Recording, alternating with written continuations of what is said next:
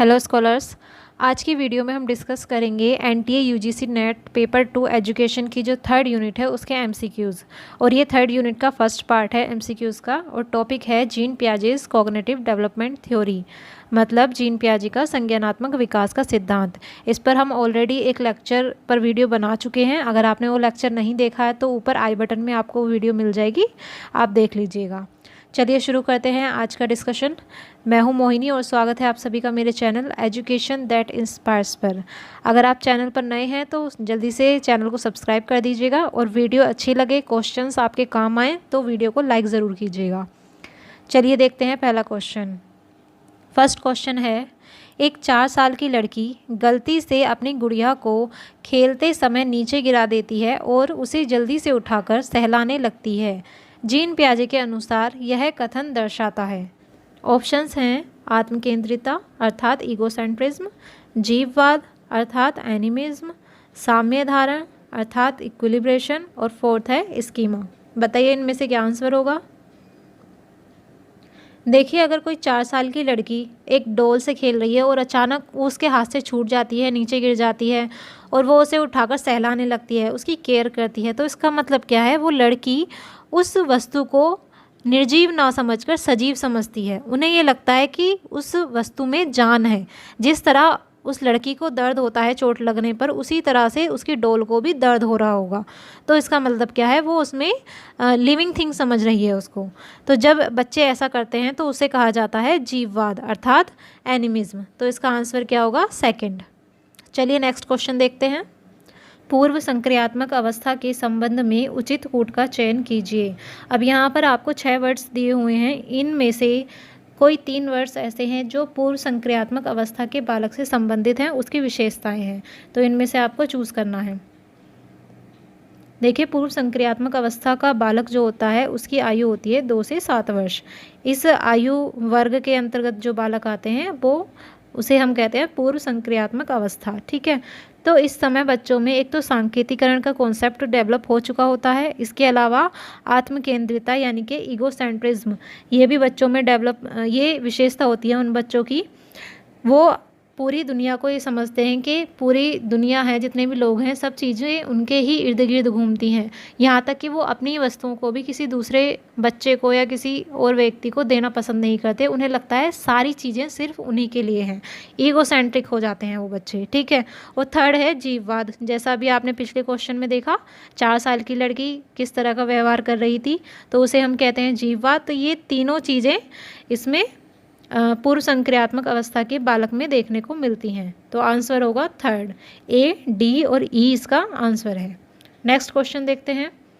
Gene पियाजे के अनुसार जब बालक अपने नए ज्ञान में परिवर्तन करता है तो यह कहलाता है समायोजन अर्थात एकोमोडेशन, स्कीमा, या फिर ज्ञान का संशोधन अर्थात नॉलेज मॉडिफिकेशन, और फोर्थ है आत्मसातीकरण अर्थात असिमिलेशन। बताइए इसका क्या आंसर होगा। देखिए, जब बच्चा कभी भी किसी नई इन्फॉर्मेशन को गेन करता है, किसी भी नए ऑब्जेक्ट के संपर्क में आता है, तो उसको हम या तो वो उस नॉलेज को असिमिलेट करता है यानी कि आत्मसात करता है, या फिर उसको एकोमोडेट करता है यानी कि उसके साथ समायोजन कर लेता है।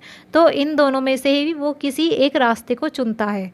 जब बच्चा नए ज्ञान को अपने पुराने ज्ञान में शामिल करता है यानी कि अपने पुराने ज्ञान में बदलाव करता है, तो उसको हम कहते हैं असिमिलेशन। और जब बालक किसी भी नॉलेज के मिलने पर एक नया स्कीमा बना लेता है यानी कि अपने नए ज्ञान में परिवर्तन करता है, तो उसे हम कहते हैं समायोजन अर्थात अकोमोडेशन। तो आप समझ सकते हैं कि नए ज्ञान में परिवर्तन करना क्या कहलाएगा, समायोजन, और अपने पुराने ज्ञान में जब बच्चा परिवर्तन करेगा तो उसे क्या कहेंगे, आत्मसातीकरण। तो इसका आंसर होगा फर्स्ट, समायोजन। नेक्स्ट क्वेश्चन देखते हैं। फोर्थ क्वेश्चन है, एक 4 साल की लड़की खाना खाते समय स्वयं से बातें करती है। यह कथन बालक की किस विशेषता को दर्शाता है। ऑप्शंस हैं अहम केंद्रित भाषा, कि वो लड़की अहम केंद्रित भाषा बोल रही है, ईगोसेंट्रिक लैंग्वेज, या फिर खोजबीन अर्थात डिस्कवरी, थर्ड है अनुकरण इमिटेशन, फोर्थ है सामाजिकता यानी कि सोशलाइजेशन। अगर लड़की 4 साल की लड़की है यानी कि वो किस अवस्था में है, वो है पूर्व संक्रियात्मक अवस्था में है। 4 साल की लड़की पूर्व संक्रियात्मक अवस्था की पहली उप स्टेज में है, उप अवस्था में है, यानी कि 2 से 4 साल की अवस्था होती है पूर्व संप्रत्यात्मक अवस्था, उसमें है ये लड़की 4 वर्ष की जो है। और इस समय वो स्वयं से बातें कर रही है खाना खाते समय। इसका मतलब अपने आप से ईगोसेंट्रिक, अभी आपने पहले पढ़ा, ईगोसेंट्रिज्म आ जाता है बच्चों के अंतर्गत इस अवस्था में। तो ये चीज़ ध्यान रखिएगा कि किस अवस्था के बालक की कौन सी विशेषता है, उसी से रिलेटेड ज़्यादातर क्वेश्चंस आते हैं। और इसके अलावा कि किस स्टेज का जो काल है, यानी कि कितने से कितने वर्ष के बालक किस स्टेज में आते हैं, ये चीज़ आपको ज़रूर ध्यान रखनी है इस थ्योरी में। ठीक है, तो आंसर इसका होगा फर्स्ट। इसके अलावा 5th क्वेश्चन है, बालकों के संज्ञानात्मक विकास के संबंध में पियाजे का मानना है बच्चे का विकास पहले होता है और वह सीखता बाद में है। बच्चा पहले सीखता है और बाद में विकसित होता है। बच्चे पहले भाषा सीखते हैं और बाद में उनका विकास होता है। इनमें से कोई नहीं। अब पियाजे का क्या मानना है कि किस तरीके से बच्चों का विकास होता है, ये आपको इसमें बताना है। तो पियाजे का मानना है कि बच्चे का पहले विकास होता है, उसके बाद वो सीखता है जो भी बातें उसे सीखनी होती हैं। इसीलिए उन्होंने स्टेजेस में डिवाइड किया है बच्चों के कॉग्निटिव डेवलपमेंट को। ठीक है, तो इसका आंसर होगा फर्स्ट। नेक्स्ट क्वेश्चन है, पियाजे के अनुसार संज्ञानात्मक विकास की अवस्थाओं में से गौण स्कीमा के समन्वय की अवस्था है। अब गौण स्कीमा के समन्वय की अवस्था कौन सी है, ये आपको इसमें बताना है। इस टाइप के क्वेश्चन यूजीसी नेट के एग्ज़ाम में बहुत आते हैं अवस्था को लेकर के, कि किस माह से किस माह तक या किस वर्ष से किस वर्ष तक कौन सी अवस्था होती है, इसके ऊपर ज़्यादातर आता है। तो इसका आंसर है सेकंड। 8 से 12 माह का बालक कौन सी अवस्था होती है, वो गौण स्कीमा के समन्वय की अवस्था। नेक्स्ट क्वेश्चन है, निम्नलिखित में से कौन सी अवस्था संवेदी पेशीय अवस्था की उप अवस्थाओं में से एक नहीं है। ऑप्शंस हैं, प्रमुख वृत्तीय अनुक्रिया की अवस्था, stage of primary circular reactions, सहज क्रियाओं की अवस्था, स्टेज ऑफ रिफ्लेक्स एक्टिविटीज़, अंतर्दर्शी अवस्था, इंट्यूटिव स्टेज। 4th है मानसिक संयोग द्वारा नए साधनों की खोज की अवस्था, stage of invention of new means through mental combination.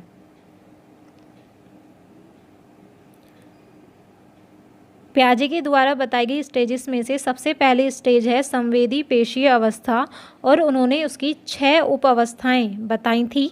उनमें से 3 यहाँ पर दी हुई हैं और एक जो है वो अलग अवस्था है। तो यहाँ पर इसका आंसर आएगा थर्ड, अंतर्दर्शी अवस्था। ये संवेदी पेशी अवस्थाओं की उप अवस्था में से एक नहीं है, बाकी सारी उसमें शामिल है। नेक्स्ट क्वेश्चन देखते हैं, यदि बालक 2 × 2 = 4, इसको तो समझता है, किंतु 4/2 = 2 इसको नहीं समझ पाता, तो बालक संज्ञानात्मक विकास की किस अवस्था में है। ऑप्शंस हैं, मूर्त संक्रिय अवस्था यानी कि stage of concrete operations, second है अंतर्दर्शी अवस्था इंस्टीट्यूटिव स्टेज, थर्ड है औपचारिक संक्रिय अवस्था stage of formal operations, 4th है प्राक संप्रत्यात्मक अवस्था यानी कि पूर्व संप्रत्यात्मक अवस्था अर्थात प्री कॉन्सेप्चुअल स्टेज। बच्चा इस कॉन्सेप्ट को जब तक नहीं समझ पाता जब तक उसमें डिसेंट्रलाइजेशन का कॉन्सेप्ट डेवलप नहीं हो पाता। डिसेंट्रलाइजेशन अर्थात एक ही बात के भिन्न भिन्न पहलुओं को समझना। जब हमने बच्चे को ये बता दिया है कि 2 × 2 करने पर क्या आता है, 4 आता है, तो बच्चा सिर्फ इतना ही सोच पाएगा। इसको अगर इसी क्वेश्चन को अगर हम घुमा फिरा कर उसे देते हैं तो बच्चा उसे नहीं समझ पाएगा। उसे सिर्फ यही पता है दैट 2 × 2 = 4। उसके अलावा बच्चा और कुछ चीज़ को घुमा फिरा करके नहीं समझ पाएगा, सिर्फ एक ही पहलू पर अपना ध्यान केंद्रित कर पाएगा। तो यह कहलाता है डिसेंट्रलाइजेशन, और ये जो अवस्था है ये कहलाएगी अंतर्दर्शी अवस्था। ठीक है, क्योंकि अंतर्दर्शी अवस्था तक बच्चे में डिसेंट्रलाइजेशन का कॉन्सेप्ट क्लियर नहीं हो पाता। ये कब आता है, जब वो इससे आगे वाली स्टेज यानी कि मूर्त संक्रिय अवस्था में आता है, तब उसमें डेवलप होता है। नेक्स्ट क्वेश्चन देखते हैं, निम्नलिखित में से कौन सा एक सही मिलान वाला जोड़ा है। अब यहाँ पर आपको अवस्थाएं दी गई हैं और उनसे रिलेटेड कुछ विशेषताएं हैं, वो पहचाननी है कि इसमें से कौन सा एक करेक्ट है। ऑप्शंस हैं मूर्त संक्रियात्मक बालक, इसकी विशेषता होती है संधारण एवं वर्गीकरण करने योग्य।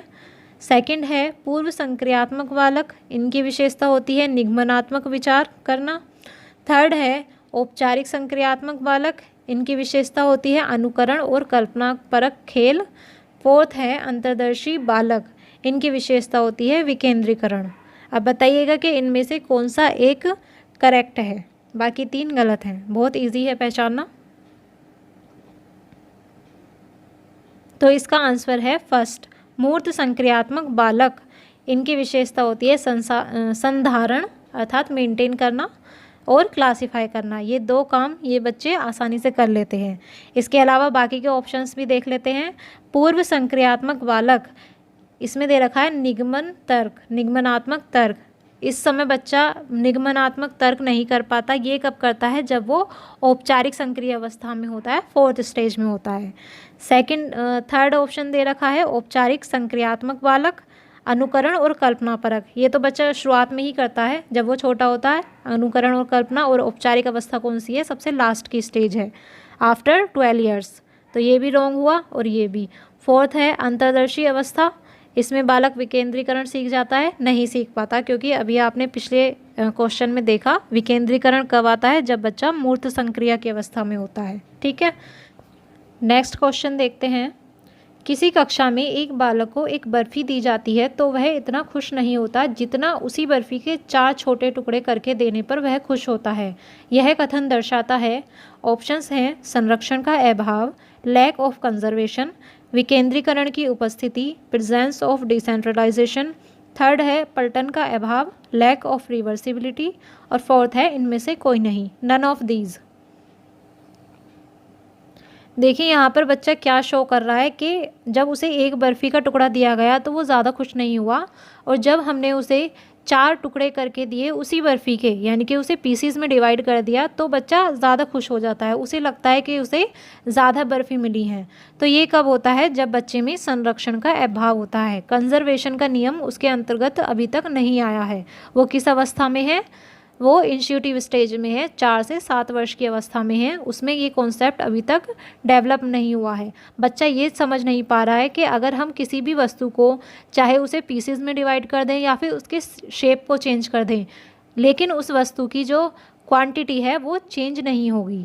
इस चीज़ को बच्चा अभी तक नहीं समझ पा रहा है, तो इसका मतलब उसमें संरक्षण का अभाव है। ठीक है, सो आज के 10 MCQs कंप्लीट हुए, और मुझे आशा है कि अगर आपने पहला वाला वीडियो देखा होगा, इस थ्योरी का जो लेक्चर था उसे देखा होगा, तो आपने ज़्यादातर क्वेश्चंस के आंसर करेक्ट दिए होंगे। ठीक है, तो पढ़ते रहिए, मुस्कुराते रहिए, मिलते हैं नेक्स्ट वीडियो में। सी यू सून।